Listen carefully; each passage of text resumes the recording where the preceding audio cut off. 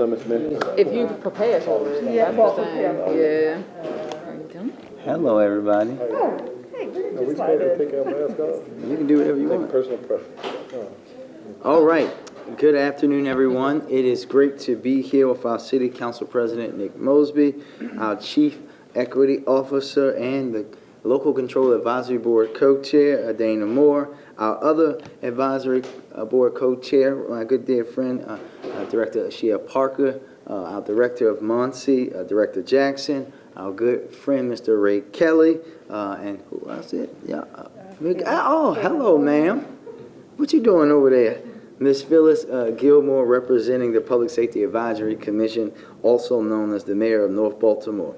I am proud to stand before you this afternoon to sign City Council Bill 2022-0248 into law, which will put local control of our police department on the ballot this November in Baltimore. Finally, let me add that point. I want to start off by thanking our City Council President for bringing this legislation before the Council on behalf of the administration. This is the culmination of years, 11 to be exact, of hard work on behalf of our state delegation, my administration, the Local Advisory Board, the City Council, and our community.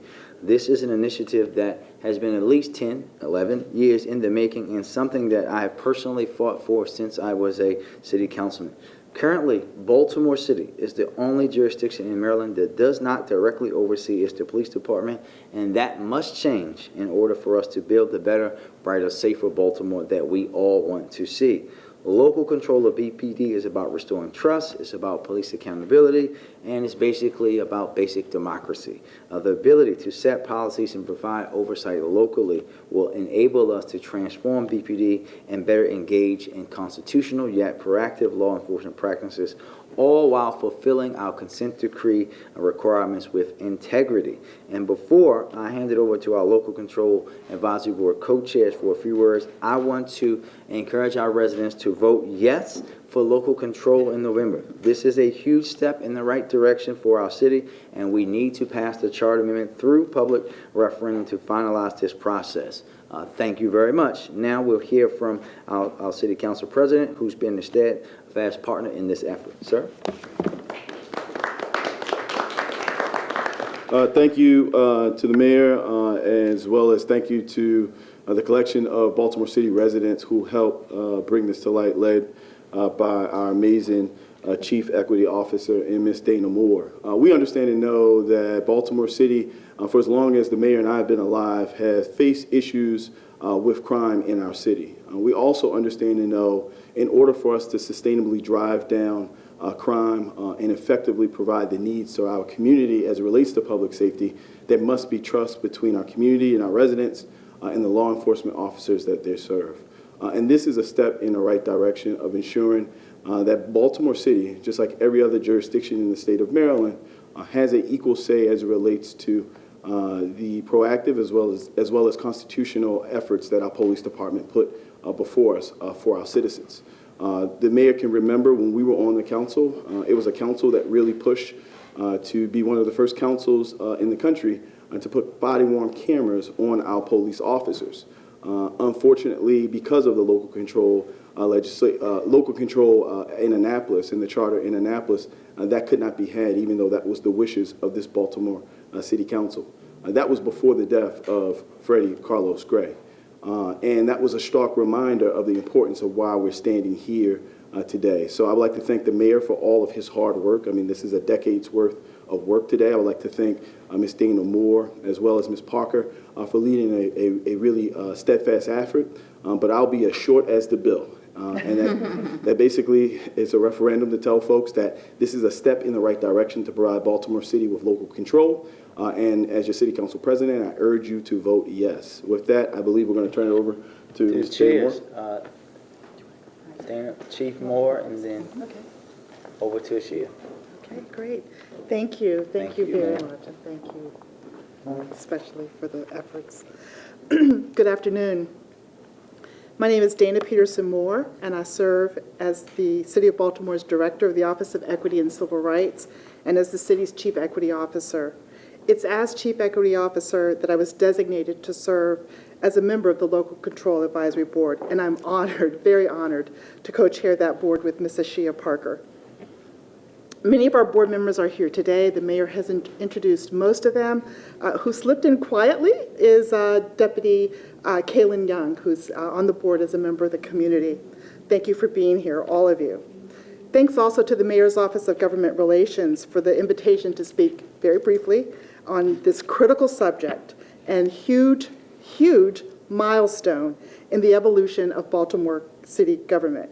Thank you, Mayor Scott, for your insight. Thank you for your leadership and commitment to assure that Baltimore has the ability to determine the course and direction and future of its Baltimore Police Department.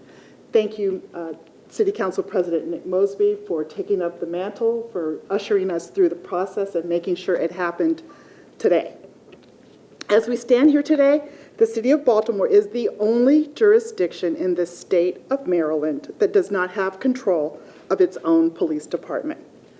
This has been unacceptable to many for years. We are pleased that under Mayor Scott's leadership, this wrong is being righted. Mayor Scott answered the call of the citizens of Baltimore who want and demand and deserve a voice in the policies and practices of its police department. Self-determination is critical to make this happen. Mayor Scott petitioned Maryland lawmakers before the 2021 legislative session and followed up. It's always the follow-up by helping to craft Senate Bill 786 to establish the Local Control Advisory Board to help guide the process. The role of the LCAB serves as a community-driven advisory board tasked with studying and making recommendations on issues related to the transition of control of the Baltimore Police Department from the state of Maryland to the city of Baltimore. It's an idea whose time has come. As the city's chief equity officer and director of the Office of Equity and Civil Rights, we, as an office, are charged with the responsibility of investigating police misconduct. The charter amendment that we're here to witness the signing of today, or the bill to make it happen, is a critical component to that task and its potential impact on police and community relations. It's also critical in the mayor's and city's quest for equity in service by all city agencies, including the police department. Though much emphasis is placed on this legislation's impact on policy, it's my heartfelt wish that our combined efforts, all of us in this room and out there watching, at the state and local level will be a further quantifiable change in practice in the interaction of the Baltimore community and police officers and department. I pray that the result will be reflected in a safer, more peaceful quality of life for our city, for our police, for their families, and the families of those they serve. Baltimore City's clear and strong desire to have control of its own police department is contingent on city voters saying yes to the charter amendment question that will appear on our ballots on November 2022. Please say yes, Baltimore. We need you to say yes. Thank you very much. Good afternoon. My name is Ashiah Parker, and I am co-chair of the Local Control Advisory Board. And I'm also the executive director of No Boundaries Coalition in Central West Baltimore. I would like to thank Mayor Scott, City Council President Mosby, and our colleagues on the commission for our efforts that we have done thus far. I look at today as kind of the mainstay or the nugget that's going to get us to the next phase in this. And we've heard the call for voting yes. In order to get the residents of Baltimore City to vote yes, we must do our due diligence to make sure that everyone understands what this charter amendment is and why they should vote yes. So as the chair of the Community Outreach Committee, I would like to announce that we will have a series of listening sessions and education sessions throughout Baltimore City from August through October, and that we will make those meetings, they will be in-person meetings with a hybrid option, and we will make those meetings public because we want to make sure that Baltimore City not only votes yes, but that as a collective we all know why and that we're all invested in Baltimore safety and well-being. So with that being said, I believe our first session will be on August 25th at the War Memorial Building at 5:30. But the exact and complete details are to come. Thank you. Thank you. Thank you, everybody. So now we will get to it officially. Make sure I got the date right. I did.